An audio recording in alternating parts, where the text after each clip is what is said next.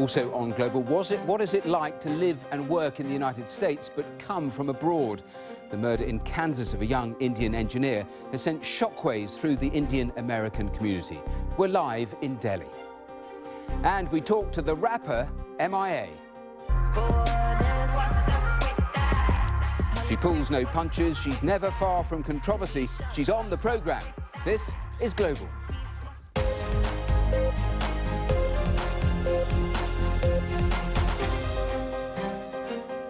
The Trump administration is moving quickly to drain the American economy and its workforce of immigrant labour and foreign workers. Not just those who are illegal, but also those who have permission to work. Tens of thousands of Indians are employed in the US on short-term professional visas, most of them in the IT industry. Now, Indian tech firms are worried about what the clampdown might mean for business back home. Our South Asia correspondent Justin Rolat has this report. She graduated from a top US university. She's worked as a software engineer for Microsoft and Facebook. But Riddhi Mittal isn't sure she'd be welcome in America anymore.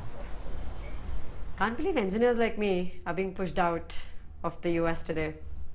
It's really unfortunate. President Trump has made no bones about his intentions. We will bring back our jobs. We will bring back our borders. We will bring back our wealth. And we will bring back our dreams. And the fear is that will affect India's dream of a growing IT sector. There's been talk of cutting back the 150,000 temporary work visas the US issues to professionals like computer programmers every year.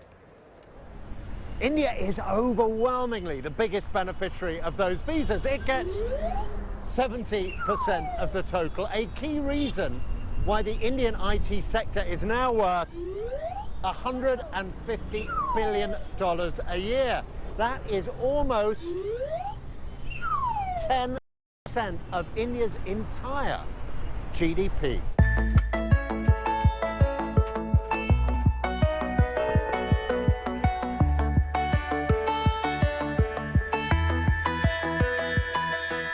Yet Riddhi Mittal is not worried. How will you do it on the dashboard? Her Bangalore-based online finance business is thriving. She thinks fewer US visas will be good for her and good for India. Now I couldn't be happier. We're developing. We're going to grow exponentially over the next decade, right? There's just a confluence of macro factors and trends, which is going to be wonderful for here. And we need smart people here. The Indian government's small business and tech champion acknowledges there will be costs in India if visas are restricted. But he also believes India's IT sector is strong enough to survive and grow. India is growing at 7.6% an annum. It's an oasis of growth in the midst of a very barren economic landscape.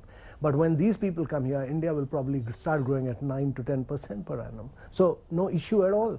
We welcome people, but the loser will be America in this case.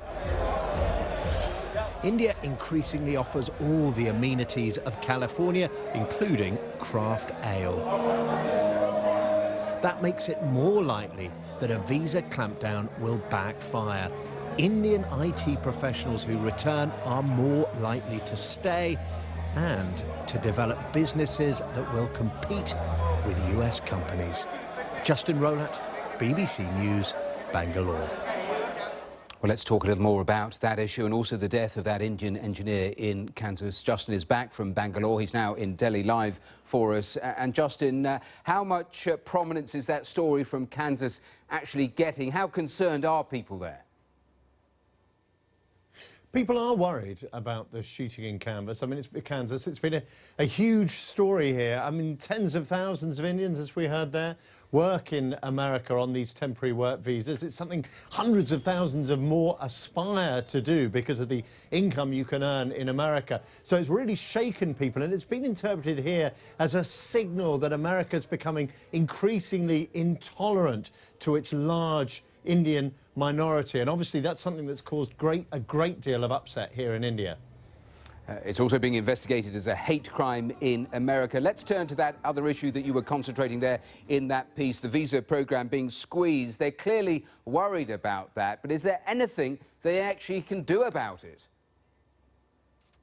Well, all they can do is lobby the government. And they make a good case. They say, look, all of these workers support other American jobs. You know, each worker earns over $80,000, so they support 1 or 2 American jobs. But not only that, you've got to consider the work they're doing. It has a kind of multiplier effect through the economy and makes American companies more efficient and more effective, and therefore has a huge impact on American profitability and the you know, the success of American companies. And what the Indians are saying to America is saying, look, do you actually think you have highly trained American workers who can take these jobs? Because each of these visas is awarded on the basis that no American has the qualifications that these Indian workers have.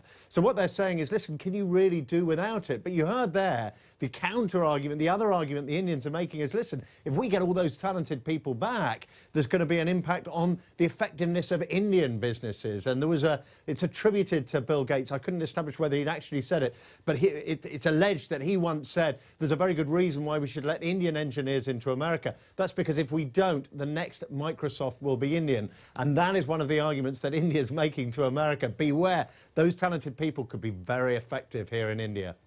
All right, Justin Rowlatt there, live for us in Delhi. Thanks very